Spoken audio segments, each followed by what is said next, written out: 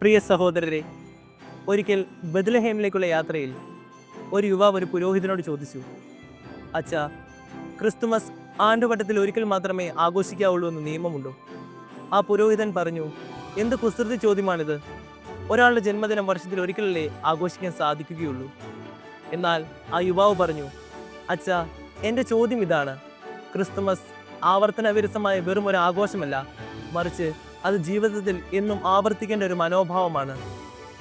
ഉണ്ണിയേശുവിൽ ബഹുമാനപ്പെട്ട വൈദികരെ, പ്രിയ മാതാപിതാക്കളെ, സഹോദരി സഹോദരന്മാരെ, ഈ കൊച്ചു കഥ നമുക്ക് നൽകുന്ന വലിയൊരു സന്ദേശമുണ്ട്. എന്താണ് ക്രിസ്തുമസ്? യഥാർത്ഥത്തിൽ ക്രിസ്മസ് എന്നത് ജീവിതം കൊണ്ട് ദൈവത്തെ മഹത്വപ്പെടുത്തുന്നതാണ്. സാന്നിധ്യം കൊണ്ട് സഹോദരങ്ങൾക്ക് സമാധാനം നൽകുന്നതാണ് ക്രിസ്മസ്. ഈ ക്രിസ്തുമസ് എൻ്റെയും നിൻ്റെയും ജീവിതത്തിൽ വെറും ഒരു ആഘോഷമാകാതെ എന്നും ആവർത്തിക്കുന്ന ഒരു മനോഭാവമാകട്ടെ. അതിനായി കാലിത്തൊഴുത്തിലെ ഉണ്ണിയേശു നമ്മെ അനുഗ്രഹിക്കട്ടെ. ആമേൻ.